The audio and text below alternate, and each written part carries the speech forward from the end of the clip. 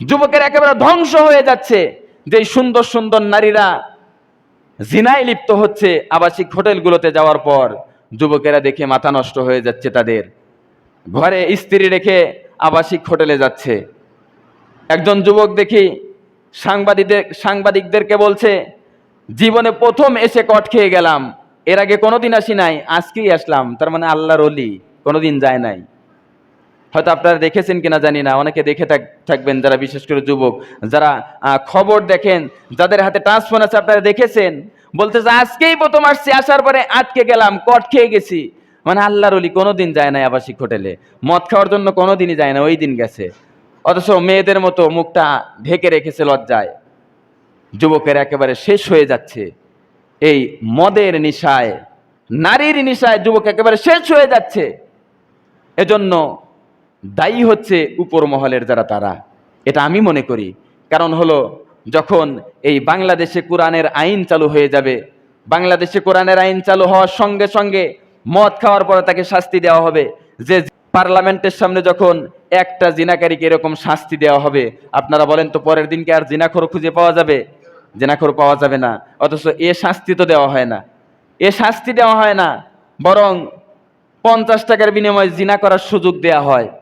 দৌলতদিয়া ঘাটে যান, 50 টাকা 100 টাকার বিনিময়ে জিনার সুযোগ দেওয়া হয়। যেই দেশে জিনা করা 50 টাকার বিনিময়ে জিনা করা যায়, ওই দেশেই তো বিয়ে করা কঠিন। দেখবেন সন্তান বিয়ে করবে 5 লক্ষ টাকা আছে কিনা, সন্তান সরকারি চাকরি করে কিনা, সন্তানের বাড়ি আছে কিনা, সন্তান প্রতিষ্ঠিত কিনা, মেয়ের বাবাগুলো এটা দেখে, ছেলের বাবাও ওটা দেখে। ছেলে যদি বলে যে বাবা বিয়ে করায়া দাও, যে সওয়ালের মাথা শেষ, সওয়ালের লজ্জা শরম কিচ্ছু নাই, এখনো বাপের হোটেলে খায় আবার বিয়ের কথা বলে। অথচ ওই সন্তান যখন দৌলতদিয়া ঘাটে 50 টাকায় জিনা করে আসে, বাবার কোনো মাথা ব্যথা না, যুবক মানুষ করবেই, আমরাও করেছি। ওই যে ওমর ফারুককে মদ পান করার কারণে ওমর ফারুকের সন্তানকে যেই শাস্তি দিয়েছে, দুনিয়ার থেকে বিদায় হয়ে গেছে, ওইরকম যদি আপনার সন্তান বা আপনার ভাই প্রকাশ্যে যদি এরকম একজন জিনাকারীকে শাস্তি দেওয়া হতো, বাংলাদেশের জিনাকারী আর খুঁজে পাওয়া যেত না। অথচ তা তো করা হয় না, তা করা হয় না। সন্তান বিয়ের কথা বললে বাবার মাথা ঘুরে যায়। এই বেটা, তুই বিয়ে করবি মানে? কয় বছর বয়স হয়েছে? মাত্র 25 বছর, তোর মুখ দিয়ে তো দুধের গন্ধ এখনো যায় নাই, বিয়ে করতে চাস এখন? কয় টাকা কামাই করো? বাবাগুলো সন্তানকে এরকম খুঁটা দিতে থাকে। ওই সন্তান তখন কি করবে? তখন তো ওই জিনা করতে আবাসিক হোটেলে যাবেই, মদের বারেও সন্তান যাবেই। এজন্য আপনারা যারা বাবা আছেন, আমি প্রত্যেকটি বাবাকে বলতে চাই, সন্তান যদি বড় হয়, সন্তান আকাম কুকাম করার আগেই সন্তানের কাম করায় দেন। হাদিসের মধ্যে আসছে 3 জায়গায় দেরি করতে নাই, 3 জায়গায়। 1 নম্বর হচ্ছে আপনি ঋণগ্রস্ত হয়েছেন, টাকা কাছে আসছে, আর দেরি করবেন না, তাড়াতাড়ি করে ঋণ দিয়ে দেন। 2 নম্বর হচ্ছে কেউ মারা গেছে, দুনিয়াতে বেশি সময় রাখেন না, তাড়াতাড়ি করে দাফন করে দেন, কবরস্থ করে দেন তাড়াতাড়ি। 3 নম্বর হচ্ছে আপনার সন্তান, ছেলে অথবা মেয়ে বড় হয়েছে, বিয়ের বয়স হয়েছে, আকাম কুকাম করার আগে তার কাম করায় দেন, অর্থাৎ আপনার সন্তানের বিয়ে দিয়ে দেন। এই যে 3টি কথা বললাম, এই 3 জায়গায় দেরি করতে নাই। কয় জায়গায় দেরি করতে নাই বলেন?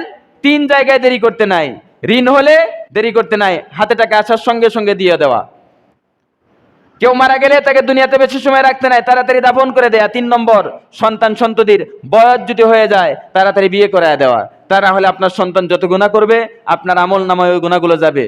এজন্য সন্তানদেরকে বিয়ে দিয়ে দেন, তাড়াতাড়ি বিয়ে দিয়ে দেন। আপনারা ভাবতেছেন যে হুজুর ছোট্ট মানুষ, আগে আগে বিয়ে করছে তো, আরে বিয়ের কথা বলতেছে না। বিয়ে করলে এটা ইসলাম বলে, একজন মানুষের যদি অর্ধেক ইমান থাকে, বিয়ের মাধ্যমে সে পাক্কা ইমানদার হয়ে যায়, বিয়ের মাধ্যমে পাক্কা ইমানদার হয়ে যায়। সন্তানদেরকে বিয়ে দিয়ে দেন, তাড়াতাড়ি বিয়ে দিয়ে দেন। তা না হলে কিন্তু আপনার সন্তান শেষ, এই যুব সমাজ একেবারে শেষ হয়ে যাবে।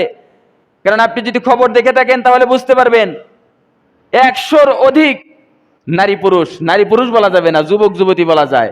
কারণ 18 থেকে 25-এর মধ্যে বয়স যুবকদেরও